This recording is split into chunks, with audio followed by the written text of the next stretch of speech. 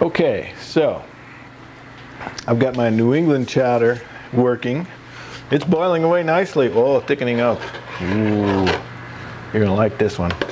So, basically, Manhattan chowder is almost the same thing, but it's tomato based, not a cream base. A little bit different spices. So, with this, I have olive oil. Okay, a little bit of olive oil. Once again, onion, a couple of bay leaves, a little bit of fresh garlic. No, not yet. I'm not going to add that yet. I have here a little bit of pepper, half a teaspoon of marjoram. Do we get to use marjoram much? No, we don't. Marjoram is related to oregano, similar. The plant has the same appearance as oregano, a little different flavor. But it's good in a chowder. Now the garlic goes in. I don't want the garlic in too soon because I don't want it to brown. You want your garlic just to get clear, but when it starts to brown, it acquires an off flavor. I don't like that flavor. A little bit of carrot, a little bit of celery, and once again, the butternut squash and potato mixture that I have. Let those saute a little bit. Some vegetable stock. A little bit of salt. Did I forget the salt in our New England chowder? I think I did. Put it in there. You won't get a vegetarian kitchen show without any salt. Okay, some tomatoes, chopped tomatoes. I use a canned chopped tomatoes. You can use fresh, but I think the canned chopped tomatoes are equally good. Now this chowder is going to be, it'll be, what would I say? The soup part of this will be thinner than the cream-based New England chowder. It'll still be very chunky and very full of good things, but it's also a little bit lighter, shall we say. Slightly lighter. But it should have a good spicy flavor. Don't add any dill to the Manhattan chowder. You don't want that. Okay? And I add to both chowders a little bit of fresh chopped parsley. Okay? The best is the flat leaf parsley, if you can get that. That has the most flavor.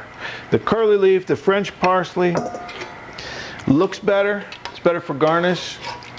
But for flavor, use a flat leaf, the Italian parsley. Much better. Okay, so now these chowders are cooking. In the Manhattan chowder, you could add a little bit of a dry white wine. I don't, but you could. And for the New England chowder, maybe a little bit of sherry, although I don't do that. I don't prefer it. But if you like, the sherry has a nutty flavor, which goes well with the cream. And if you like that, then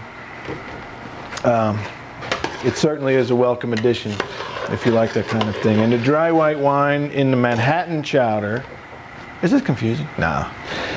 The white wine has a little bit of acid, and it complements and goes with the acid of the tomatoes. I know that sounds like it would be too much, but it isn't.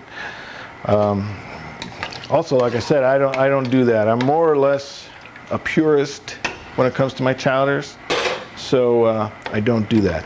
Okay, so now we've got your two basic chowders, and I think we need a little bit of time for Manhattan chowder to catch up to the New England, because this has had a little bit more cooking time. Yes, this is starting to get there. When the potatoes and the squash, actually when the squash gets cooked all the way through, it can start to dissolve, and that'll add to the, it'll add a little bit of color to the chowder and add a little bit of more or less creamy pureed texture to that. You can go either way, and you can cook this a long time so that the ingredients start to blend and almost, you know, when things start to dissolve on their own. Or you can just stop it and serve it just as it's cooked. Then you have something with more chunks. It's up to you. It's a judgment call. It's what you like. So you could try it both ways. Try it one way first and then cook it longer. It doesn't hurt it to cook it a long time. You can, you know, use your judgment. Go by what is right for you. Go by what you like, what tastes good. And we're going to take a break right now for a second to let these chowders cook a little bit, and then I'll have some serving suggestions for you. Okay, so I have my chowders going, my Manhattan and New England. So I thought maybe we can make some cornbread, what they call in New England Johnny cake. I don't know where that comes from. Your guess is as good as mine, but that's what they call it. Anyway, I have 3 cups cornmeal into my bowl, 1 cup of white flour. You got your pencils out? Because this is important. Okay, about 1/4 teaspoon of salt, and have some molasses, okay?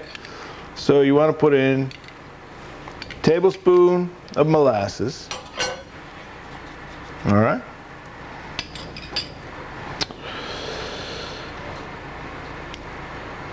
Half a teaspoon baking powder.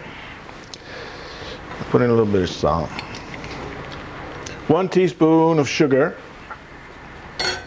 Okay, and approximately 1/4 cup of melted butter. Okay, mix these ingredients, and I'm going to use buttermilk. Okay, this will be an eggless cornbread. So you mix up all the mostly dry ingredients. Okay, and you'll see you get some little lumps in there. Can you see that? See the lumps? Okay, you want that.